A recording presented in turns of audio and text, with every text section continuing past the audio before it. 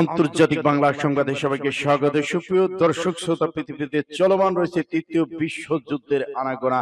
জানিয়ে দিব আমাদের হাতে থাকা সর্বশেষ আন্তর্জাতিক আপডেট বাংলা সংবাদ। শুরুতেই থাকছে সংবাদ শিরোনাম, এরপরে জানাবো বিস্তারিত।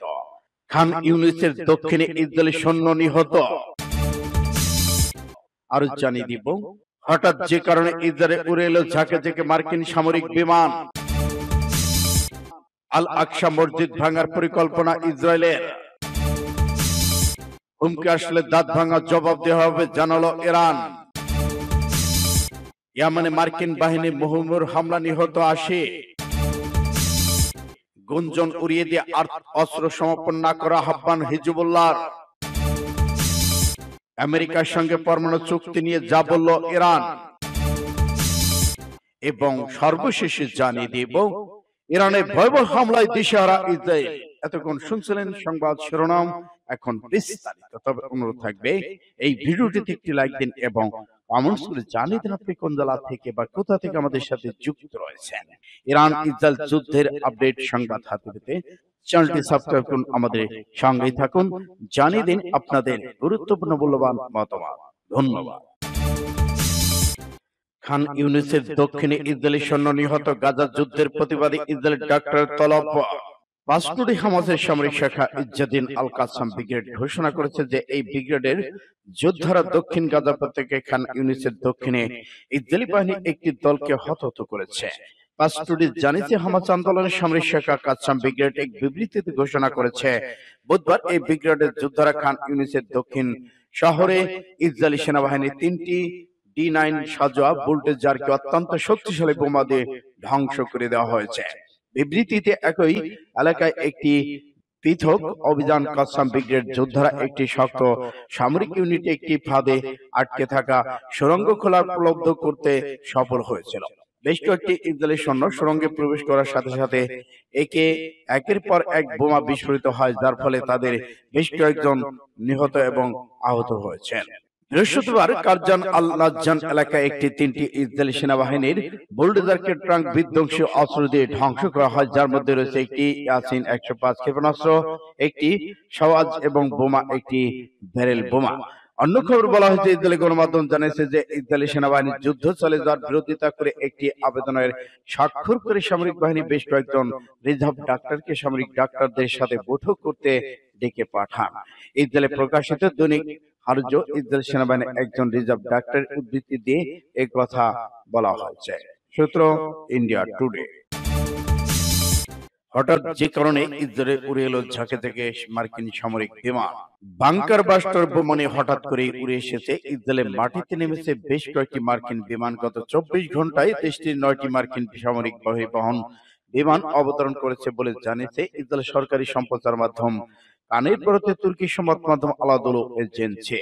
প্রতিবেদনে বলা হয়েছে তেল আবিবের কাছে একটি ইসরায়েলি বিমান ঘাঁটিতে এই বিমানগুলো অবতরণ করে। প্রতিটি বিমান বাংকার বাস্টার বোমানে বোঝাই ছিল।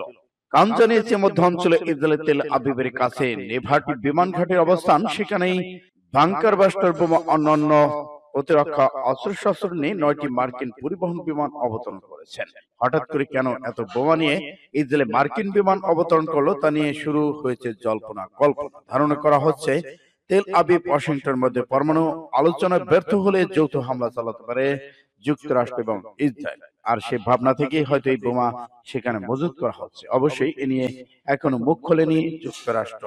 এদিকে ফিলিস্তিন গাজা উপত্যকায় ইসরায়েলি বিমান হামলা বাহিনী অভিযানে গতকাল শুক্রবার ভোর থেকে রাত পর্যন্ত অন্তত 64 জন আহত হয়েছেন, আরো বহু সংখ্যক। গাজায় স্বাস্থ্য মন্ত্রণালয় বরাদ দিয়ে এক প্রতিবেদনের তথ্য জানিয়েছেন আল জাজিরা। হামলায় বসত বাড়ি, তাঁবুর শিবির এবং একটি সেলুন ধ্বংস হয়েছে। সূত্র ফাস্ট টুডে। আল আকসা মসজিদ ভাঙার পরিকল্পনা ইসরায়েলের। মুসলমানদের তৃতীয় পবিত্র স্থান আল আকসা মসজিদ ভেঙে সেখানে ইহুদি মন্দির স্থাপনের পরিকল্পনা করছে দখলদার ইসরায়েলের অবৈধ বসতি স্থাপনকারীরা। হিব্রু ভাষায় বিভিন্ন প্ল্যাটফর্ম এ নিয়ে আলোচনা চালাচ্ছে বলে সতর্কতা জারি করেছে ফিলিস্তিন পররাষ্ট্র মন্ত্রণালয়। শনিবার আল জাজিরা খবরে বলা হয়, এ ব্যাপারে সতর্কতা দিয়ে ফিলিস্তিন মন্ত্রণালয় এক্সরে পোস্ট করেছেন।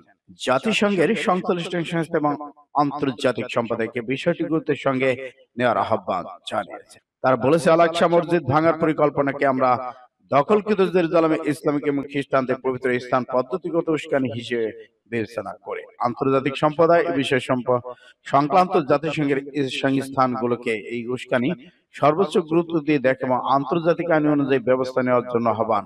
ইসরায়েলে অবৈধ বসবাসকারী মুসলিমদের পবিত্র এই স্থানে গিয়ে তাণ্ডব চালায় নিষেধ থাকা সত্ত্বেও সেখানে ধর্মীয় প্রার্থনা করে, এতে তাদের সরাসরি সহায়তা করে দখলদার খ্রিস্টানদের নিরাপত্তা বাহিনী হুমকি আসলে দাঁত ভাঙার জবাব দেবে ইরান।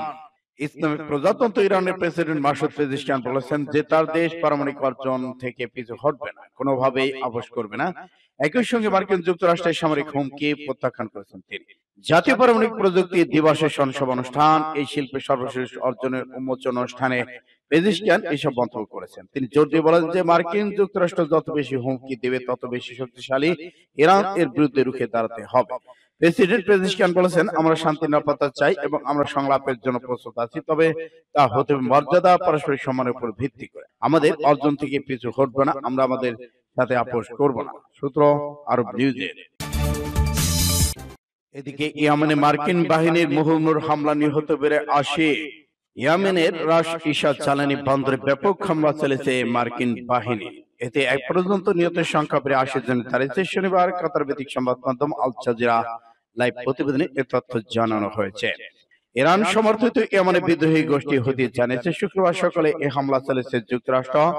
মার্কিন প্রেসিডেন্ট ডোনাল্ড ট্রাম্প ক্ষমতায় আর বসার পর এটি ইয়েমেনের যুক্তরাষ্ট্রের চালানো সবচেয়ে প্রাণঘাতী হামলা বলে ইয়েমেনের স্বাস্থ্য মন্ত্রণালয়ের মুখপাত্র আনিল আল তাজবাহি জানান। হামলার ঘটনায় আহত হয়েছেন 171 জন। ডয়চে ভেলে বলেছেন, নিহতদের মধ্যে সেখানকার বন্দর পরিচালনাকারী চাপার ওয়েল কোম্পানি এবং ইয়েমেন পেট্রোলিয়াম কোম্পানির কর্মীরা রয়েছেন। হতাহতের বিষয়ে ইয়েমেন স্বাস্থ্য মন্ত্রণালয় এই তথ্যের বিষয়ে কোনো মন্তব্য করেনি। US central command. মার্কিন যুক্তরাষ্ট্র বলেছে হুতি সন্ত্রাসীদের তেলের উৎস বিচ্ছিন্ন হয়ে দিতেই এই হামলা চালানো হয়েছে। ডয়চে ভেলে জানিয়েছে, হুতি গত এক দশক ধরে ইয়েমেনে এই অঞ্চলটি দখলে রেখেছে। 2023 সালে নভেম্বর থেকে তারা লোহিত সাগর এই অঞ্চল চলাচলকারী জাহাজের উপর বেশ কয়েকবার ড্রোন ও মিসাইল হামলা চালিয়েছে। সূত্র ইত্তেফাক এ4।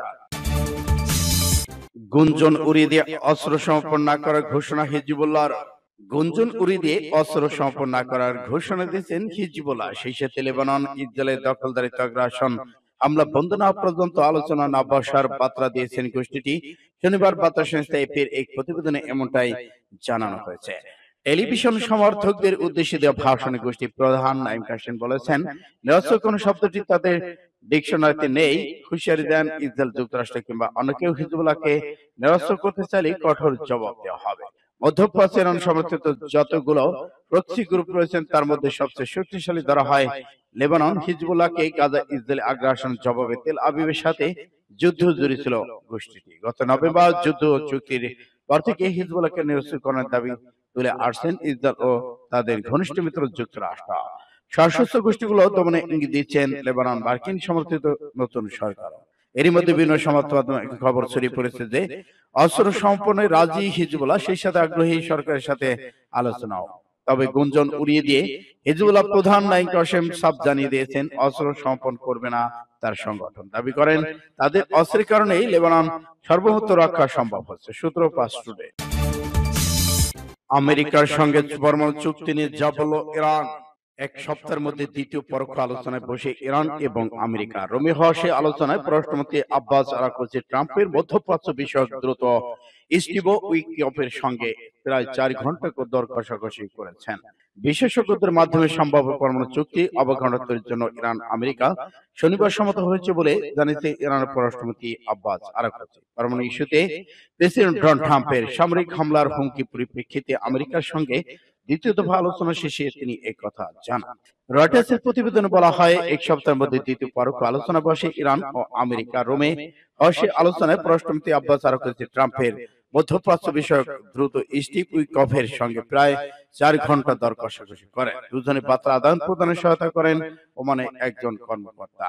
পারমাণবিক কর্মসূচিকে শান্তিপূর্ণ দাবি করেছে ইরান। তার আন্তর্জাতিক নিষেধাজ্ঞা প্রত্যাহারের বিনিময়ে তাদের পারমাণবিক কার্যক্রমের উপর সীমিত নিয়ন্ত্রণ নিয়ে আলোচনার জন্য প্রস্তুত রয়েছেন। রোমের আলোচনার পর বিষয়ে রাষ্ট্রীয় টেলিভিশন দেওয়া বক্তৃতায় আরাকচি জানান, আলোচনাটি ছিল দরকারি এবং এটি গঠনমূলক পরিবেশে অনুষ্ঠিত হয়েছে। তিনি বলেছেন, আমরা বেশ কিছু নীতি লক্ষ্যের উপর অগ্রগতি অর্জন করতে পেরেছে এবং শেষ পর্যন্ত আরো ভালো বোঝাপড়ায় পৌঁছেছে। এই সিদ্ধান্ত হয়েছে যে আলোচনা অব্যাহত থাকবে এবং পরবর্তী পর্যায়ে প্রবেশ করবে, যে পর্যায়ে বুধবার ওমানে বিশেষজ্ঞ পর্যায়ের বৈঠক শুরু হবে। সূত্র ইন্ডিয়া টুডে।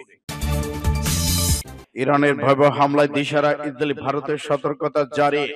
গভীর রাতে ইসরায়েলে একাধিক ক্ষেপণাস্ত্র নিক্ষেপ করেছে ইরান। ভাইরাল হওয়া হামলার ভিডিওগুলো তেল আবিব এবং ইসরায়েলের অন্যান্য এলাকায় বৃষ্টির মতো ক্ষেপণাস্ত্র পড়তে দেখা গেছে। এদিকে হামলার পর ভারত সরকার ইসরায়েলে বসবাসকারী ভারতীয়দের সতর্ক থাকার পরামর্শ দিয়ে একটি নির্দেশনা জারি করেছেন। ইরানের ইসলামিক রেভলিউশন গার্ডস কর্তৃক বিবৃতিতে দাবি করেছেন তারা ইসরায়েলে আক্রমণ করার জন্য প্রথমবারের মতো হাইপারসনিক ক্ষেপণাস্ত্র ব্যবহার করেছে এবং 90% ক্ষেপণাস্ত্র নিখুঁতভাবে লক্ষ্য বস্তুতে আঘাত এনেছে।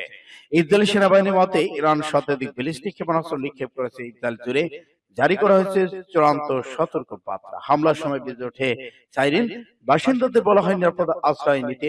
হামলার পর ইসরায়েলের প্রধানমন্ত্রী নেতানিয়াহু তার মন্ত্রিসভার সদস্যদের নিরাপদ স্থানে সরে যাওয়ার খবর পাওয়া গেছে। এছাড়া রাজধানী তেল আবিবের নিরাপত্তা বাড়ানো হয়েছে। সূত্র ইন্ডিয়া টুডে।